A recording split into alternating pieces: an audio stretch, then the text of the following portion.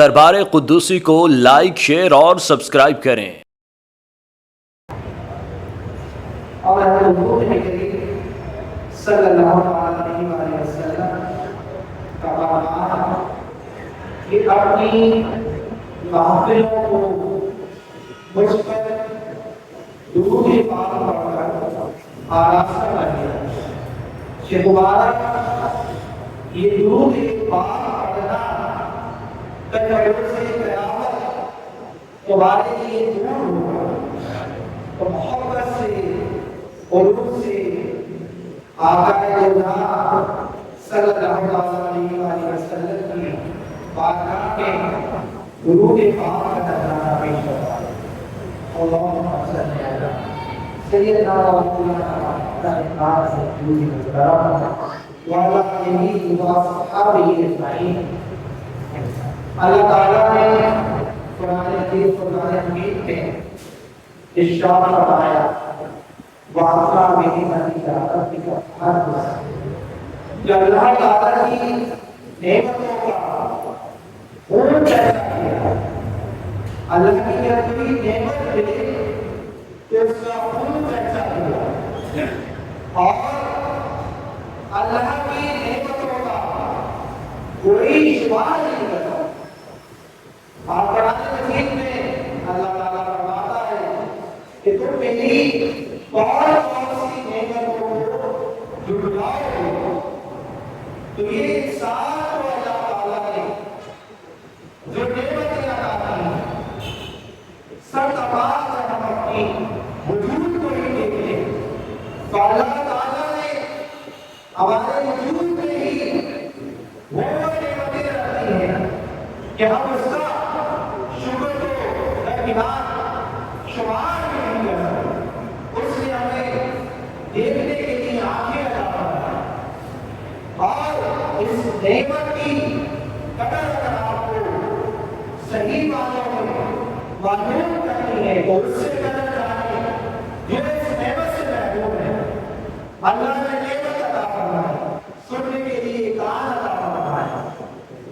آنکھیں عطا فرمائی، یہ بلکہ جو جھپک رہی ہیں یہ بھی کسی نعمت سے کم نہیں، جو آج ہمارے اندر بن رہا ہے یہ بھی ایک ایسی نعمت ہے کہ اگر کوئی ایک عضو بھی ہمارے جسم میں اگر وہ متاثر ہو جائے تو پورا جسم اس سے متاثر ہو جائے۔ تو یہ نعمتوں کا اللہ تعالیٰ نے قرآن مجید میں ذکر کرا ہے۔ اور اگر ہم دیکھیں تو اس پوری کائنات میں اس نے شمس قمر بنایا، شجر و حجر بنائے، یہ پہاڑ بنائے، چاند ستارے بنائے، سورج بنایا، اور طرح طرح کی انواع اقسام کی نعمتیں اس نے انسان کو عطا فرمائی، اور اتنی نعمتیں عطا فرمائی کہ ان نعمتوں کا ہم شمار ہی نہیں کر سکتے، کہ جائے تو ان کا شکر بن جاتا۔ اس کی نعمت پر اس نے کہیں پورے قرآن مجید میں الف لام میم سے برداشت تک آپ دیکھیں تو کہیں اس نے کسی نعمت پر کہیں احسان نہیں لگایا کہ میں نے تمہیں آنکھیں دی ہیں دیکھنے کے لیے، کان دیے سماعت کے لیے، اور دیگر راستہ عطا فرمایا، چاند سورج عطا فرمایا، زمین و آسمان عطا فرمایا، کہیں اس نے کسی نعمت پر جو ہے وہ احسان نہیں لگایا۔ حضرت آدم علیہ السلام صفی اللہ دنیا میں تشریف لائے، ان کی عبادت کا کہیں اللہ نے احسان نہیں دکھایا۔ نوح نبی اللہ آئے، موسیٰ کلیم اللہ آئے، عیسیٰ روح اللہ آئے، ابراہیم کلیم اللہ آئے، کسی نبی کی ولادت پر اللہ تعالیٰ نے احسان نہیں لگایا، مگر جب بات اس کے پیارے محبوب آقا جوزا رحمت للعالمین صلی اللہ علیہ وسلم کی بعثت کی بات آئی، آپ کی تشریف آوری کی بات آئی، تو اللہ تعالیٰ نے قرآن مجید میں ارشاد فرمایا لقد من اللہ علی المؤمنین فینا اس بات عید رسولہ کہ ہم نے مومنوں پر احسان جتایا کہ ان کو اپنا محبوب بنایا، انہیں میں سے ایک رسول عطا فرمایا۔ اور احسان بھی کیوں نہ کرتا کہ بھلا کوئی اپنا محبوب کسی کو دیتا، سب کچھ دے دیتے ہیں دنیا میں اگر ہم دیکھیں تو انسان اپنا سب کچھ دے دیتا ہے، مگر جب بات محبوب کی ہو تو اپنا محبوب کوئی کسی کو نہیں، مگر اللہ تعالیٰ اپنا محبوب اب مسلمانوں کو مومنین کو عطا فرمایا، ہماری طرف نہیں دیا، مگر اس کے لیے اور ہمارے لیے بہت فرق ہے، زمین اور آسمان کا۔ ہم جب کسی کو کوئی شیء دیتے ہیں اپنا محبوب کو سوال نہیں کرتا ہے، اگر کوئی محبوب دے دے تو دینے میں دوری ہو جاتی ہے، فاصلہ ہو جاتا ہے، اور اس کا دینا کچھ اور اس نے جب اپنا محبوب یا مومنین کو تو اس کا دینا کچھ اور ہے۔ پہلے ہمارے آقا و مولا صلی اللہ علیہ وسلم اللہ کی طرف تھے، اللہ کے پاس تھے، اللہ ہر سال وہ اللہ کی طرف تھے، اور جب آپ کی بعثت ہوئی، آپ کی تشریف آگے دنیا میں ہوئی تو معاملہ الٹ گیا، منظر بدل گیا۔ اب پہلے جہاں اللہ کا وہی مصطفیٰ تھی، اب منظر بدل گیا، جب آقا دنیا میں تشریف لے آئے تو اب جہاں مصطفیٰ ہے وہی خدا ہے، تو منظر بدل گیا۔ اس کے اور ہمارے لینے میں بہت فرق، اس نے جب اپنا محبوب کیا تو اب جہاں اس کا محبوب ہے وہی خدا ہے۔ اور اللہ نے ایک عظیم نقطہ بتایا تھا کہ فرمایا کہ ہم نے مومنین پر احسان کیا، جب بات اس کی ربوبیت کی ہو تو وہ فرماتا ہے کہ الحمدللہ رب العالمین، کہ میں پورے جہانوں کا مالک ہوں، اور جہاں اس کے محبوب کی رحمت کا ذکر ہو تو وہ فرماتا ہے کہ وما ارسلناک الا رحمۃ للعالمین، کہ میں نے اپنے محبوب کو تمام جہانوں کے لیے رحمت بنا کر دی، مگر یہاں خدا مومنین سے ہو رہا ہے کہ لقد من اللہ علی المؤمنین اذ بعث فیہم رسولا، کہ ہم نے مومنین پر احسان کیا ہے کہ ان نے اپنا محبوب کو بھیج دیا اور خوشیاں بھی مومنین بھی بنائی، اور اگر کوئی اپنے آپ کو اس زمرے سے نکال دے تو وہ اس کی مرضی، وہ اس کی مرضی، جو مومنین ہے احسان ہمیں نے ان پر جتایا ہے۔ یہاں جانبی الناس نہیں کہا، بنی انسان کا ذکر نہیں کہا کہ بنی انسان پر بھی اوپر احسان نہیں جتایا، جبکہ جہاں جہاں تک رب کی ربوبیت ہے وہاں وہاں تک میرے مصطفیٰ کی رحمت کی رحمت ہے، اور یہاں اللہ کی رائے کے مومنین پر احسان کرتا ہے تو مومنین ہی ان کا شکر بھی بجا لائیں گے، ان کا جشن بھی منائیں گے، میلاد بھی منائیں گے، ان کے تذکرے بھی کریں گے، ان کی ولادت کے ذکر بھی کریں گے، ان کی مناقب میں بیان ہوں گے، ان کے فضائل میں بیان ہوں گے، معجزات کا بھی ذکر ہوگا، اہل بیت کا بھی ذکر ہوگا، صحابہ کرام کا بھی ذکر ہوگا۔ تو یہ مومنین کی شان ہے۔ تو نعمتوں کا جو ہے جب ذکر ہو تو پھر نعمت پر شکر کرنا ہے، اللہ نے آنکھیں دی تو ہمیں شکر ادا کرنا ہے، نعمت کا حق شکر سے ادا ہوگا۔ اور قرآن مجید کو گانے حبیب اللہ تعالیٰ ارشاد فرماتا ہے یا عزیز الحروف ولا شہر، کہ اگر نعمتوں پر شکر کرو گے تو میں نعمتوں کو بڑھا دوں گا۔ نعمت شکر سے بڑھتی ہے اور شکر سے نعمت کی عبادت ہوتی ہے، تو جتنی نعمتیں اس میں نعمتوں کا ہمیں شکر بجا ہے، اور نعمتوں کا شکر کس طرح ہو کہ ان نعمتوں کا صحیح استعمال، اللہ نے اگر طاقت دی ہے تو اس کی طاقت کا استعمال صحیح کرے، اگر اللہ نے کوئی معاوضہ دیا ہے تو اس معاوضے کا استعمال صحیح کرے، اللہ نے اگر آنکھیں دی ہیں تو اس کی حفاظت کرے، زبان دی ہے تو اس کو ذمہ سے کر، درود مصطفیٰ سے کر، ذکر و اذکار، یہ نعمتوں کا شکر ہے۔ اور جب بات نعمت عثمان کی ہو گئی، سب سے بڑی نعمت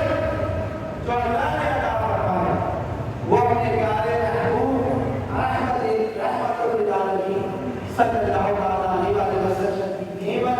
قوم کی کو عطا فرمائی۔ تو اس نعمت کا شکر کیسے ادا اور کیسے حق ادا ہو، تو اس کا طریقہ ہو، کس طریقے سے شکر ادا، کس طریقے سے اس نعمت کا حق ادا کریں، تو نعمت کا حق اور نعمت کا شکر ادا کریں۔ ہمیں اپنے پیارے آقا صلی اللہ علیہ وسلم کی نعمت جو ہمیں عطا ہوئی ہے، جو نعمت عثمان جو ملی، اس نعمت کا شکر ادا کرنے کے لیے ہمیں اطاعت رسول اور درود پاک کا معاملہ ہمیں کرنا پڑے گا، تب اس نعمت کا حق ادا ہوگا۔ اطاعت رسول میں اپنی زندگی بسر کریں اور درود پاک سے اپنی زبانوں کو ڈھک رکھیں، تو یہ نعمت کا شکر ادا ہونا ہے۔ اور میلاد مصطفیٰ صلی اللہ علیہ وسلم کا سب سے اہم میسج و پیغام یہی ہے کہ ہم میلاد منائیں، اور میلاد منا کر ہم اپنی نبی محمد کو بھی سجائیں، روشنیاں کریں، مساجد کو بھی سجائیں، مگر جو حقیقی میلاد کا پیغام ہے وہ یہی ہے کہ زندگی کا رسول میں گزاریں اور درود پاک سے اپنی زبانوں کو رکھیں۔ جب درود پاک کی کثرت کریں گے تو آقا کی محبت میں بھی اضافہ ہوگا، آقا کی محبت کی شمع ہمارے قلوب میں بھی روشن ہو جائے اور یہی محبت کا حق ادا ہو جائے، یہی اس کا شکر ادا ہوگا کہ اللہ تعالیٰ حکیم رحمت اللہ علیہ کہ اس سے کسی نے پوچھا کہ آپ جو یہ اشعار پڑھتے ہیں اس کو جواب دیتا ہے اور کلام آپ کا مشہور ہو جاتا ہے، زد عام ہو جاتا ہے کلام کا، تو اس کی کیا وجہ ہے کہ آپ نے جو کلام کہا، آپ دیکھیں کہ علامہ اقبال کا کلام نہ صرف پاکستان، ہندوستان، ترکی بلکہ پوری دنیا میں ہر جگہ پہنچ رہا ہے۔ اس کی کیا وجہ ہے؟ پوچھنے والے نے پوچھا علامہ صاحب سے کہ یہ جو آپ کلام دیتے ہیں وہ اتنی مقبول ہو جاتا ہے، اس کو اتنی شہرت عطا ہوگی، تو علامہ اقبال رحمۃ اللہ علیہ فرماتے تھے کہ مجھے جواب ہے کہ کسی اعمال کا نہیں علم، بس اتنا مجھے پتا ہے کہ میں اپنی زندگی میں ایک عمل ایسا کیا ہے، یہ ساری برکتیں اسی عمل کی، وہ عمل کہ میں نے 1.25 کروڑ مرتبہ اپنے آقا صلی اللہ علیہ وسلم کا درود پاک پڑھا ہے، اور جب یہ تعداد مکمل ہوئی تو ایسے انوار کا تجلیات کا مجھ پر حدود ہوا کہ مدینے والے آقا صلی اللہ علیہ وسلم سے ڈائریکٹ فیض ملتا ہے، اور جو بھی میں کلام سوچتا ہوں آشان میرے ذہن میں اثر کرنے لگتے ہیں اور وہ کلام بھی مقبول ہونے لگتے ہیں۔ تو یہ درود پاک کی برکت ہی تھی کہ جس سے کلام کو علامہ اقبال کے دوام حاصل ہوا، اور آپ اگر غور کریں تو علامہ اقبال رحمۃ اللہ علیہ کی شاعری منبر رسول میں بھی علماء خطباء و وائزین پڑھتے ہیں، اور دیگر تقاریر میں بھی آپ کے کلام پڑھے جائیں، تو یہ درود پاک تو اپنی زبانوں کو کرتا رکھیں۔ یہ درود پاک ایسا عمل ہے کہ جو قبول ہی قبول ہے۔ ہمارے ربیع الاول میں ہمیں اب اس عمل میں اضافہ کرنا ہے، کثرت سے پڑھنا ہے۔ بزرگان دین کا معمول ہوا کرتا تھا کہ وہ اس ماہ مبارک میں صبح کے وقت تلاوت قرآن مجید کو قرآن حکیم اور پھر دلائل الحیات جو ایک مستند کتاب ہے علوم کتاب کی، اس کی مسجد پڑھا۔ بعض بزرگان دین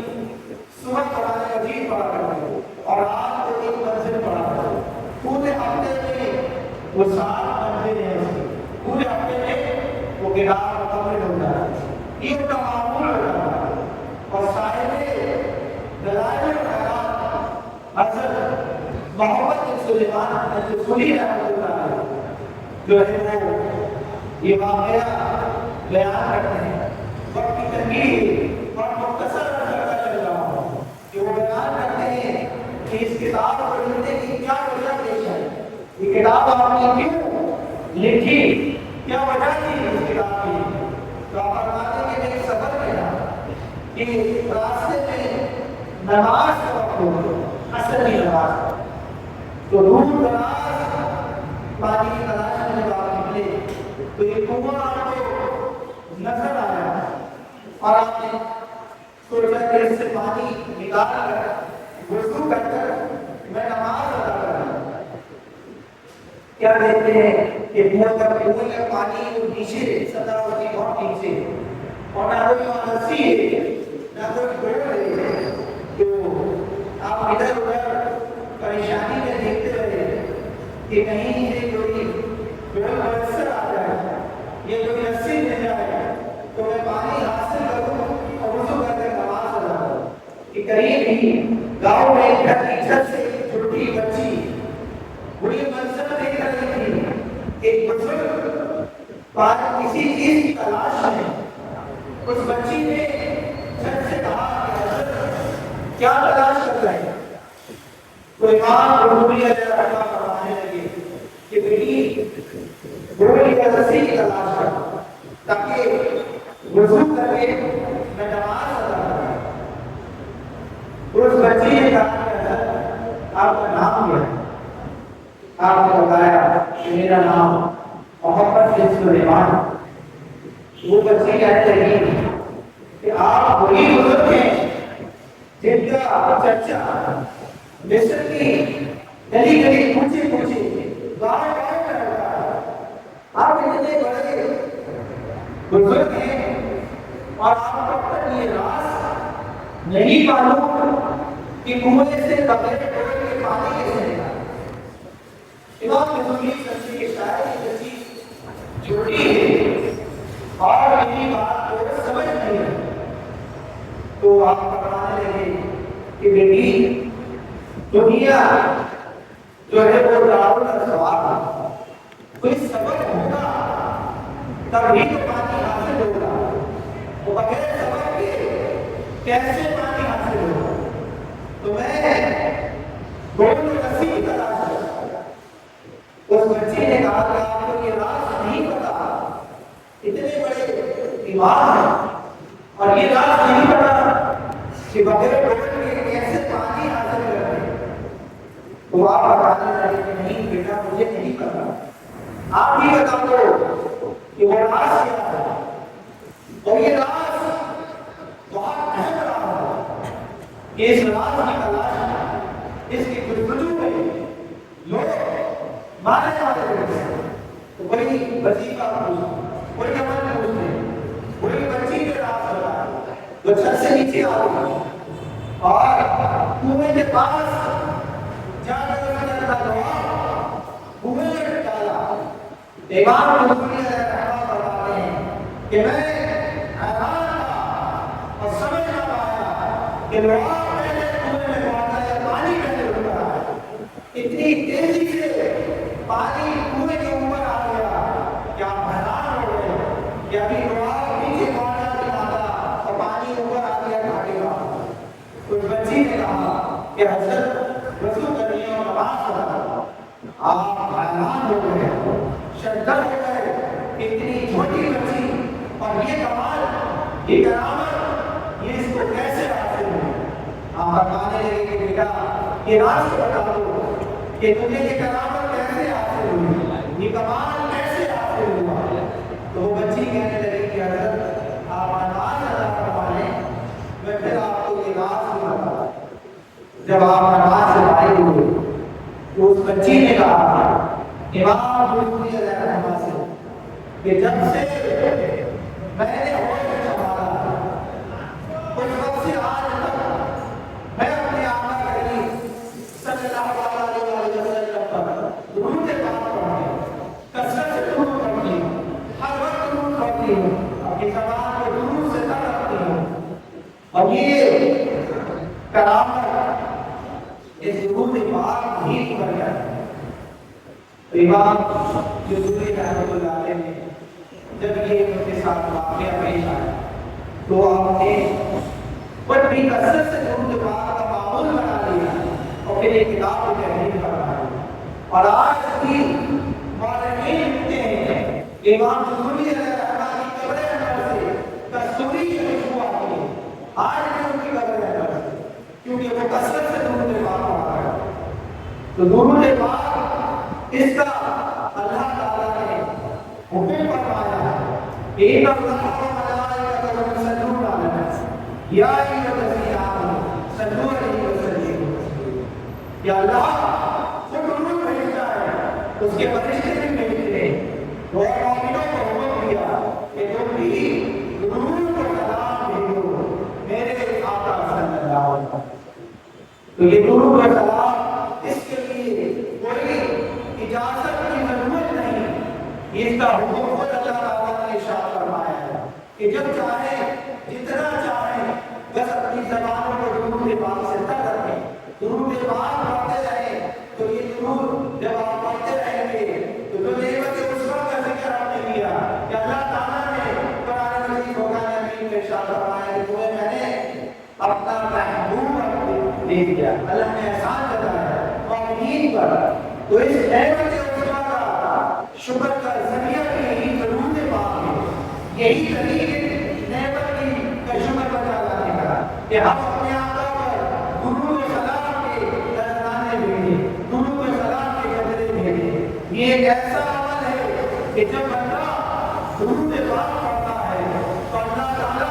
اس کو 10 رحمتیں نازل فرماتا ہے، اس کی 10 گناہوں کو اس کے نامہ سے مٹا دیتا ہے، 10 اس کے درجات کو بلند فرما دیتا ہے۔ اور بڑے وقت یہ دونوں فرشتے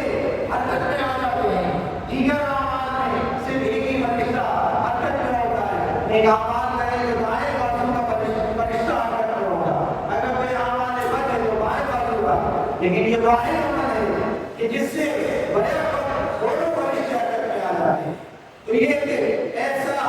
نظام ہے درود پاک کا کہ پڑھنے والے پر رحمت کا حالہ آ جاتا ہے، وہ کرم ہی کرم کے معاملے میں اس کی چاروں طرف سے کرم کی چادر آ جاتی ہے،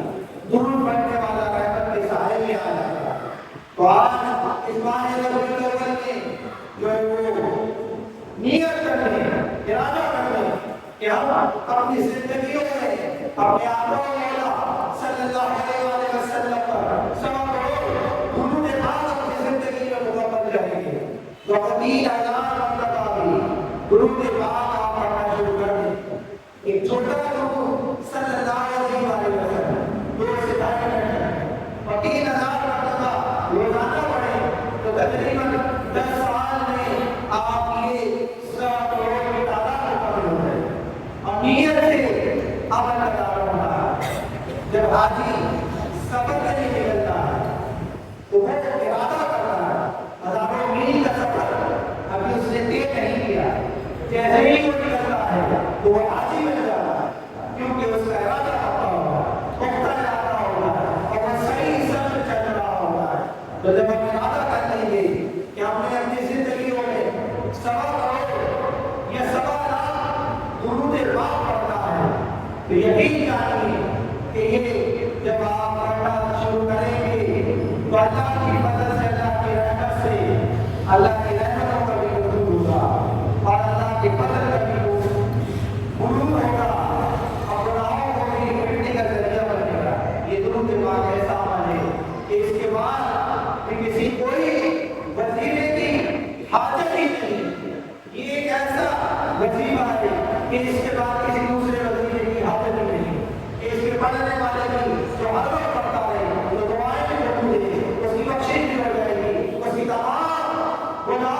خوشی کا ذریعہ بن جائے گا. یہ درود پاک کافی و شافی ہے.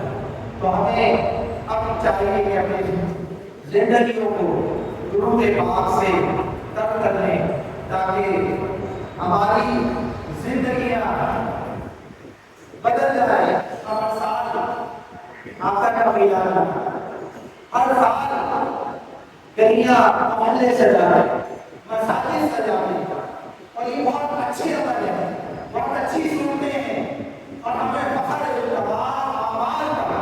اور کرنا چاہیے. محبت کا اظہار ہے اور بڑے اچھے انداز سے کرنا ہے. مگر اس کے ساتھ آئیے اس سال ربیع الاول میں ہم جو ہے وہ اپنی محبت کو صرف اور صرف ظاہری سجاوٹ تک محدود نہ رکھیں، بلکہ اس محبت کو ہم اپنی زندگی میں ظاہر کریں. اپنی زندگی میں ظاہر ہونی چاہیے یہ محبت. اور اپنی زندگی میں کیسے ظاہر ہوگی کہ ہم غریب والے کو سجا دیتے ہیں، مساجد سجا دیتے ہیں، لیکن ان گلی محلوں سے گزرنا کس نے؟ ہم نے ہی گزرا. ہم نے دلوں کو نہیں سجایا. جس دل میں میرے آقا کے ٹھہرنے کی جگہ ہے ہم نے اسے نہیں سجایا. ہم نے مساجد کو سجا دیا، آباد نہیں کیا. مساجد کو نماز سے آباد کریں، اپنے گھروں کو روشنیوں سے سجائیں، جھنڈے لگائیں، لیکن سال سال تلاوت قرآن مجید سے بھی اپنے گھروں کو روشن و منور کریں. دیواروں کو سجائیں، اپنے گھروں کی دیواروں کو بھی سجائیں، روشن کریں، ٹکڑے لگائیں، لیکن ساتھ میں اپنے گھروں میں تلاوت قرآن مجید قرآن حدیث سے اپنے گھروں دیوار کو بھی جگمگائیں، اپنے دلوں کو بھی نور اور روشن کریں کہ یہ درود پاک اور قرآن مجید کی تلاوت اس سے کل روشن ہوگا، ہمارا باطن روشن ہوگا. ہم نے ظاہر کو بھی سجانا ہے اور باطن کو بھی سجانا ہے، اپنے دلوں کو بھی سجانا ہے، دلوں کو بھی منور کرنا ہے. اس ربیع الاول میں جو ہے اپنے دلوں کو سجانے کی بھی نیتیں کر لیں. یہ دلوں کو سجائیں ذکر و اذکار سے، درود و سلام سے، تلاوت قرآن پاک سے. اپنے دلوں کو سجائیں اور اپنے دلوں میں اپنے آقا و مولا صلی اللہ علیہ وسلم کی شمع روشن کریں، ان کی شمع جلائیں. حقیقی میلاد بھی یہی ہے. اگر ہم نے اپنے دلوں کو ذکر و اذکار سے سجا لیا، دلوں میں عشق مصطفیٰ کی شمع روشن کر لی، تو حقیقی میلاد بھی یہی ہے. حقیقی سجاوٹ بھی نصیب ہو جائے گی، حقیقی سجاوٹ بھی نصیب ہو جائے گی. دلوں کو بھی سجائیں، مساجد کو بھی سجائیں، گھروں کو بھی سجائیں، ذکر بھی کریں، استغفار بھی کریں، شکر گزاری بھی کریں، اور اپنی زندگیوں میں سیرت کریمہ صلی اللہ علیہ وسلم کو، اپنی زندگیوں کو آقا کریم صلی اللہ علیہ وسلم کی سنت پر عمل کرنے والے کرنا ہے. سنتوں کو اپنائیں، صحابہ کرام کا ادب کرنا ہے، اہل بیت اکرام کی محبت اپنے دلوں میں بٹھاتے ہیں کہ یہ قرآن ہمارے دل میں محبت دی ہمارے لیے باعث نجات کا ذریعہ ہے. میرے آقا نے فرمایا کہ میں تمہارے درمیان قرآن اور اپنی کے رد جوڑے گا. آج ہم سب کچھ کر رہے ہیں، ظاہر کو تو بہت سجا، ہم باطن کو بھی سجا. تو آج اس ربیع الاول میں ارادہ کریں کہ ہم اپنی زندگیوں میں کوئی ایک نیک عمل جو آپ کو پسند ہو، جو آپ کو اچھا لگے، کہ آج سے ارادہ کریں کہ ہم ایک نیک عمل کو ہم اپنی زندگی میں شامل کریں، اور کوئی ایک بری عادت جو ہمارے اندر موجود ہے، ہم اللہ اور ان کے پیارے رسول صلی اللہ علیہ وسلم کی محبت کے قابل اس بری عادت کو چھوڑ دیں. تو یہ ارادہ کر کر اٹھے آج کی محفل میلاد کی مجلس میں کہ ہم ایک نیک عمل کریں اور ایک بری عادت کو چھوڑ دیں. تو حقیقی محض اہل بیت اکرام کی محبت، میرے آقا کی